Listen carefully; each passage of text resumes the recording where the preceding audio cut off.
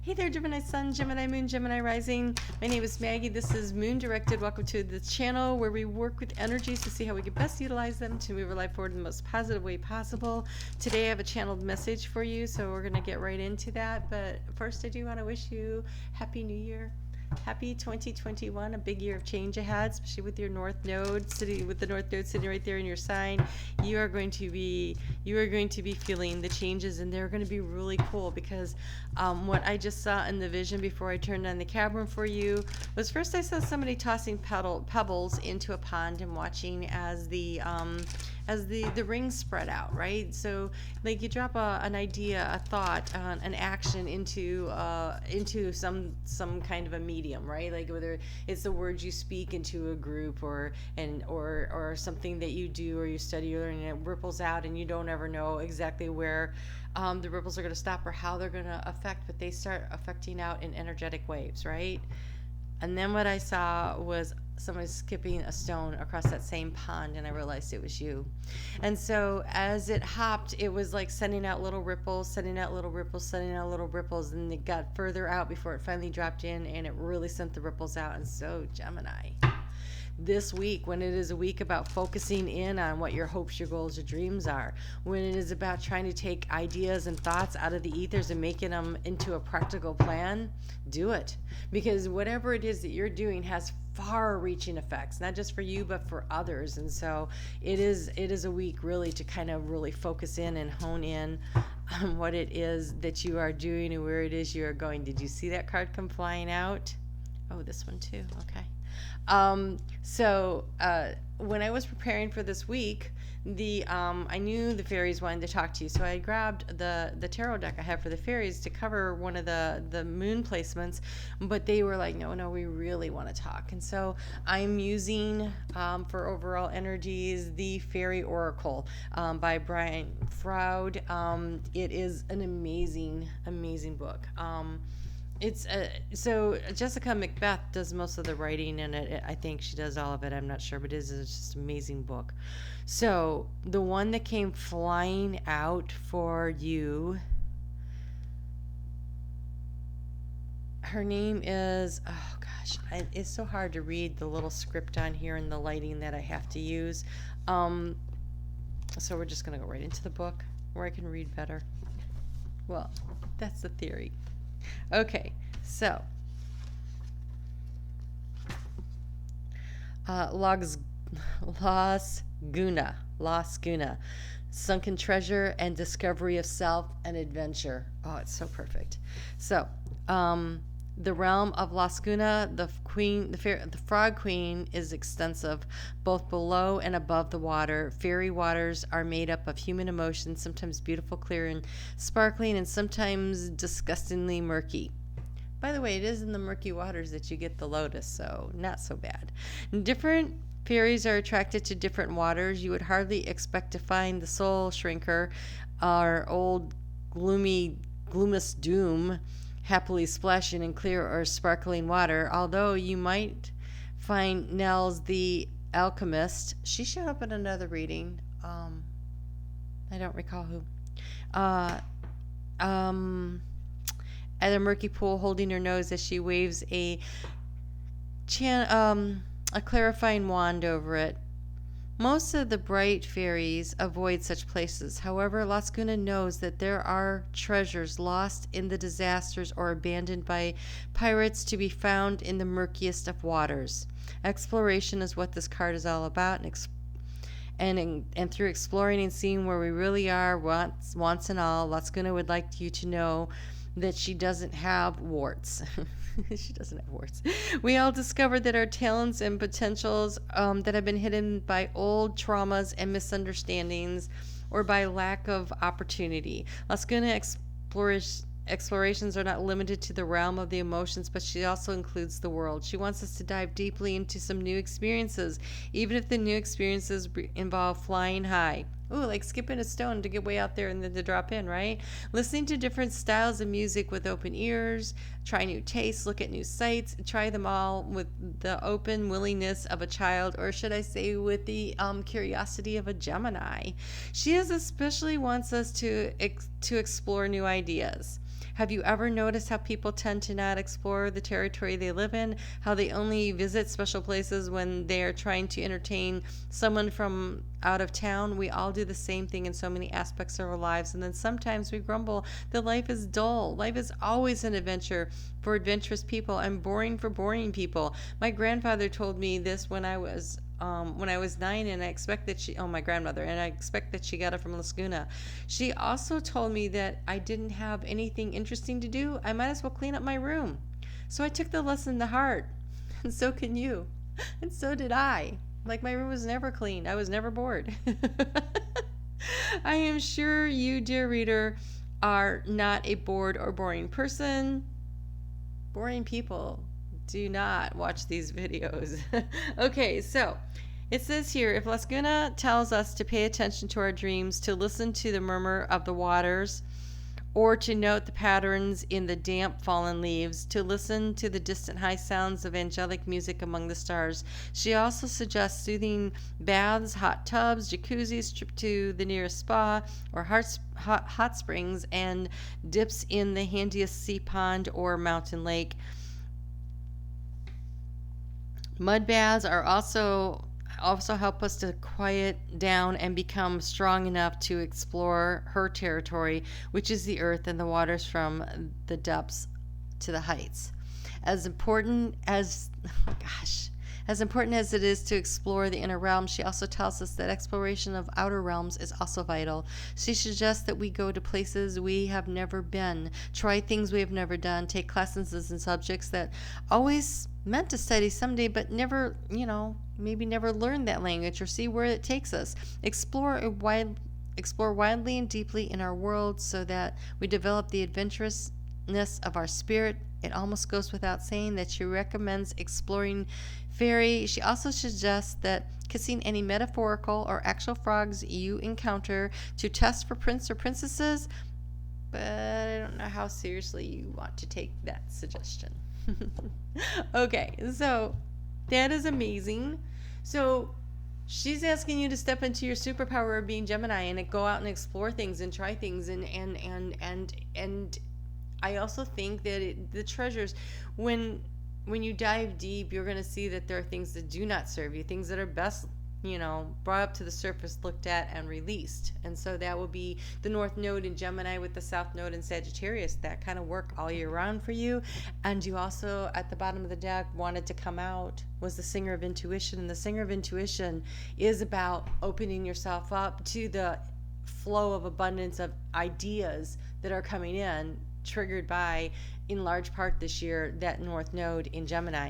Your intuition will be strong. What you think is just like a random idea is really your higher self inspiring you and encouraging you to try new things. So the year 2020 had a lot of opportunity to sort through, to release, and to let go of things, and to learn. And so it is taking those experiences and distilling them down into wisdom that creates the stepping stone to where your dreams are moving into this new year. And so that's kind of where we start the year here on January 4th. This reading is for January 4th through January 10th with the moon in Virgo. I do want to take a moment to invite you to come and hang out with me every Monday night at 7:30 p.m. Eastern Standard Time US, 4:30 p.m. Pacific Time. We pull cards and for each sign of the zodiac, and then there's about an hour and a half, and so that allows time for people that are in the chat to get cards pulled specifically for them. If you are in Australia, it is 11:30 a.m. the following morning on Tuesday mornings at 11:30 a.m. Sydney time, because y'all like to start everything way ahead of the rest of us. You are the leaders and the best. Oh wait, no, that's the University of Michigan. Hold on. Okay, so here we go. So, the other thing is that my course that I'm offering, Discovering Your Destiny, where we're going to get into your chart and help you discover what are your gifts, what are the karmic things you came here to release, what is your mission that you came here for. These kinds of things are all in there. We'll take a look at your asteroids that are significantly placed for you. There's just so much information. When my children were little, I used to say I wish they came with an owner's manual, but they actually did. I just didn't know, and it is their birth chart. And so we're going to do some of that. We're going to get into the numerology numerology of your name, of places that you've been, of things of significance for you. We are going to figure out a lot about you. By the time we get done, you're going to feel armed and dangerous for the mission ahead, especially when you're dealing with all of these eclipses, because we're nestling it in. It is a 6-month course, and so the last course is on June 19th, which is right around the time of that solar eclipse and that you're having in Gemini. There'll also be a lunar eclipse there in Sagittarius. So opportunity to really do a little deep dive, and it's very affordable. It's only $132 for the entire course. So check that out. There's a little video, 4.5-minute long video on my channel page about it, or you can contact me at moondirected@gmail.com. I am doing payment plans, and just heads up, that first course I am going to go ahead and post it online so everybody can kind of have a chance to see what's going on, and they can still have time to jump in if they want, because I think that it's going to be something amazing. I cannot believe how much water stuff is coming up for you. It's pretty cool. It's like I totally get why I had that vision, because I'm like, that's the Gemini vision. And I see it unfolding here on the card, so this is excellent. So we start out, like I said, with that moon in Virgo. And so that is a sign that is also ruled by by Mercury. No, you don't get to rule them, but by Mercury. And so it is about communication, and it is definitely has a different aspect to it. Whereas Mercury and Gemini is about communication, about ideas and thoughts. When it's in Virgo, it's about how do I manifest this into reality? And that is the whole energy that we have going around right now, because right now, Mercury, that rules your sign, is in Capricorn. The sun's in Capricorn, and it's going to conjunct with Pluto, which is in Capricorn. And so that is that energy, that big conversation about what do you want to transform and how do you want to go about doing that. And so it is a big focus as you start this week on what is practical and also what is illusion, because the moon is going to be opposing Neptune in Pisces. And so what is real, what is an illusion, and how can you take your thoughts and ideas and really manifest them and create something important for yourself. And you have here the Prince of Autumn, which would be like the Knight of Pentacles. So again, I'm manifesting, but in a very slow pace. It's dependable, protective, chivalrous, and humorous. It says cautious but wise action, meticulous attention to detail, and kindness to others. And so for me, this feels very much like that Mercury in Pluto. It is paying attention to the details, it is speaking kindly to others. There's a great way to transform a situation, but it is meticulous, right? Mercury is Mercury is the inquisitive and wants to get the details, and Pluto will say, let's talk, let's go deep, let's talk about this stuff. So that's kind of a really nice way to start the week. On Tuesday, the moon is going to move into Libra at 12:42 a.m. and almost immediately it comes into a very supportive energy with Capricorn and Jupiter over there in Aquarius. And so that becomes a day to continue with the strategizing. Nice air sign, nice trine for you. That is your 5th house of not communication, but creativity and children and romance and fun. But I feel like this is a creative energy that you can really dive into about doing some more analyzing of the plan, because Saturn likes structure. Jupiter says, okay, we got this idea, we got the structure, now how do we expand this out? How do we create that for you?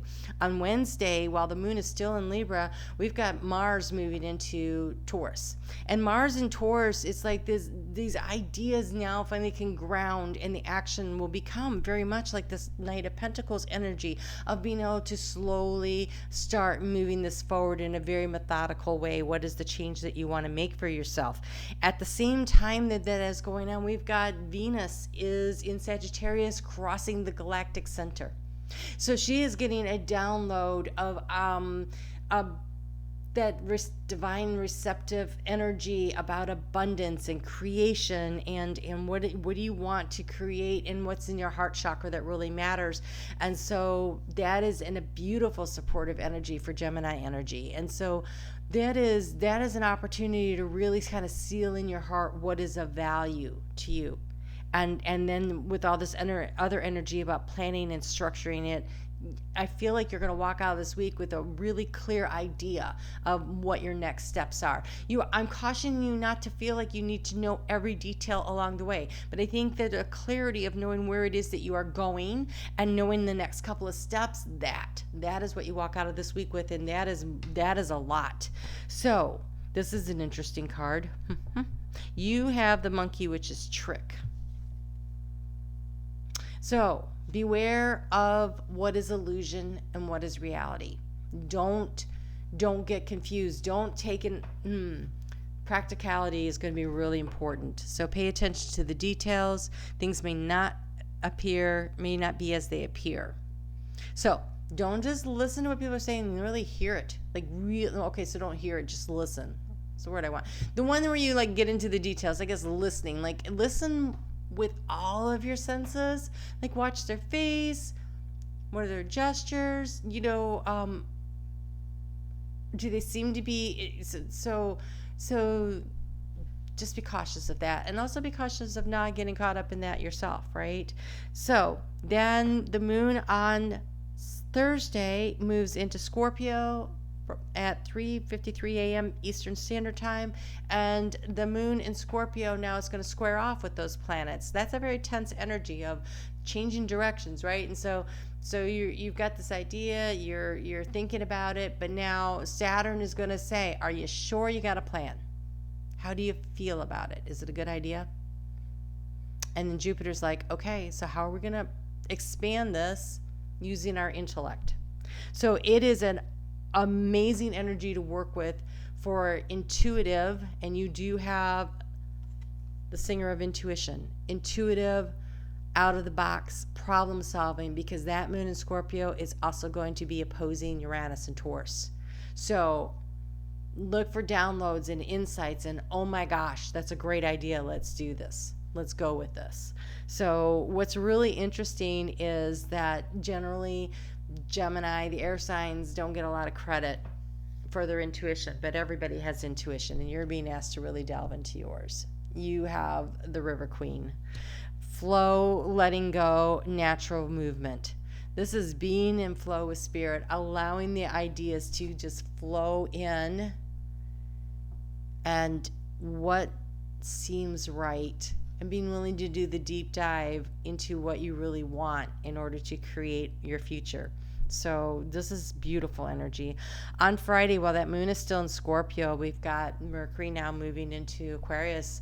So Mercury will be in Aquarius, be doing a little retrograde.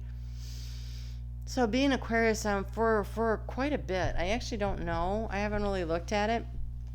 But with your energy up there supporting your thought process as you go through things over the next few weeks, you'll be highly supported.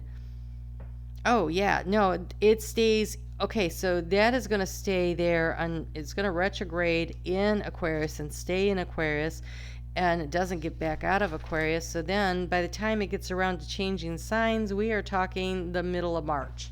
So you have a lot of time to really go over the details of it and come back and go back over the details. So using your superpower and having your ruling planet there, and Mars and Taurus saying, let's be a little slow and methodical about this. This is where you look for the tricks. This is where you're like, okay, this seems like a really good idea. Have I checked out the details? So no just jumping in and going for it, but paying attention to the details, all of the details, to figure out where it is that you're going next with that. So we do have Venus on Friday also moving into Capricorn. So all that downloads and everything that she got from the Galactic Center, now she's moving into Capricorn, where it's about how do we make this practical. And in just a few days, she's going to come into conjunction with Pluto, and they're going to have a conversation about how do we make this work, really? How do we make this work? So lots of positive energy for moving things forward, sorting out what is reality to what can you actually do, and what is the next couple of steps. And honestly, your thoughts should be limitless. So staying in the high vibrational energy is super important. What you think about, you can totally manifest. But how do you practically go about manifesting it? So I don't want you to think that, oh, I can't do that. Maybe it's like, I can't do that right now, or it's going to take several steps to get there. But what I think the illusion isn't what your dreams are. I think the illusion might be what you think is available, resources, support systems. Check that stuff out. That's what I would be more concerned with right now, is what other people are doing. So the moon in Scorpio is going to get to talk in a very nice way to the sun and to Pluto over there in Capricorn. They're going to have a nice conversation about how they feel about the structures and the changes. And it's going to have very supportive energy about the dreams. And so there's a lot that can be done this week. I think, though, for you, you're really being encouraged to check all the details. The moon is going to move into Sagittarius at 6:15 a.m. on Saturday. And shortly after that, then we have Venus and Mars having a nice conversation. They come into trine, which is the most supportive of all the energy structures. And so they're going to have a really nice conversation, again, about what fires you up, what excites you, what is this creative thing you want to do. There's going to be a challenge between what you have always believed. So with the South Node in Sagittarius, you're going to be challenged by this all year, to be honest, about being willing to release and let go of belief systems that you've held for a long time that maybe are holding you back and are not allowing you to explore, not allowing you to fly free, not allowing you to be as curious as you want to be. So with this so much energy in Aquarius over the next year for sure, but definitely in the next several months, and as the North Node is still, there's all this air, right? The North Node is in an air sign.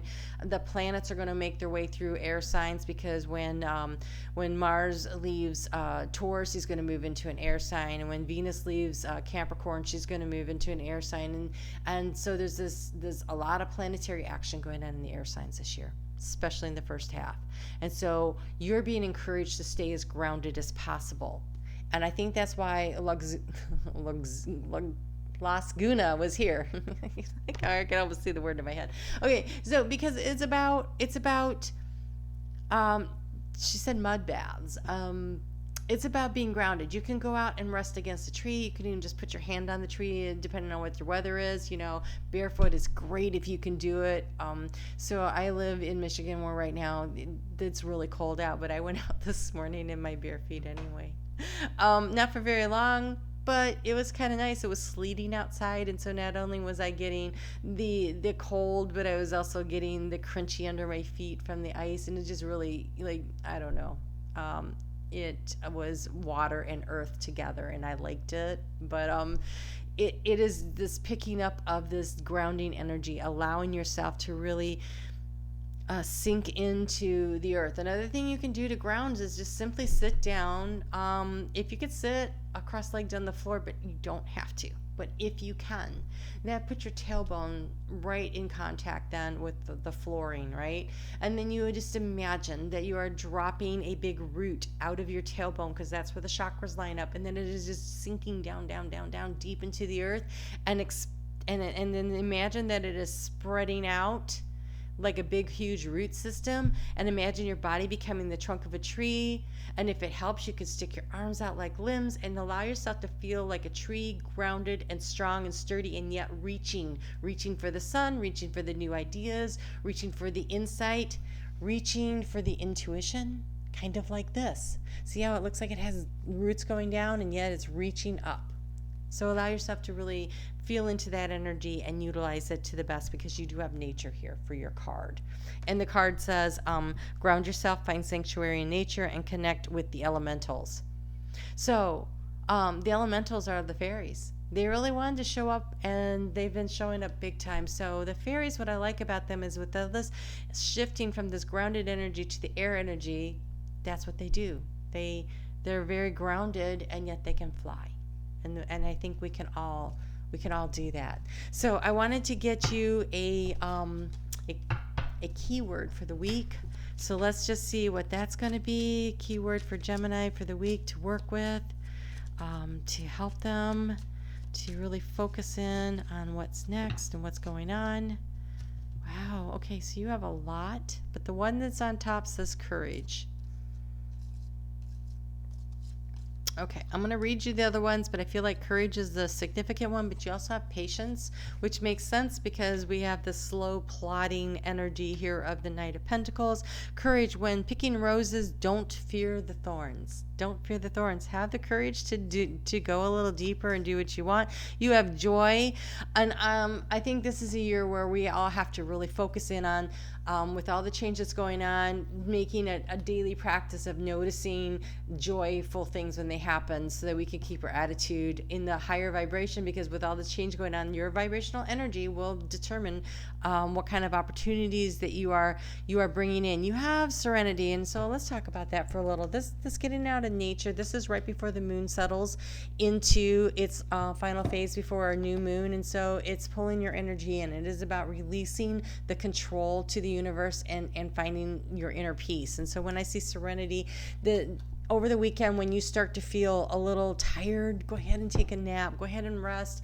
Allow yourself to pull your energy in. It's normal for that period. And then you have present. Journey into the garden to escape the two eternities, the past and the future.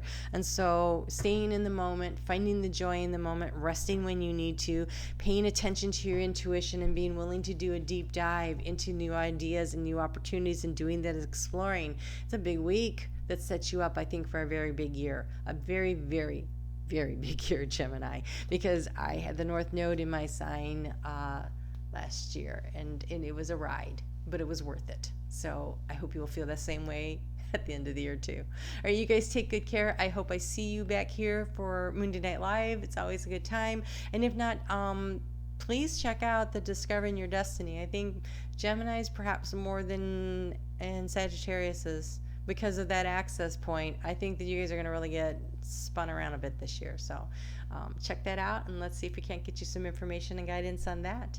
You guys take care, and we'll talk soon.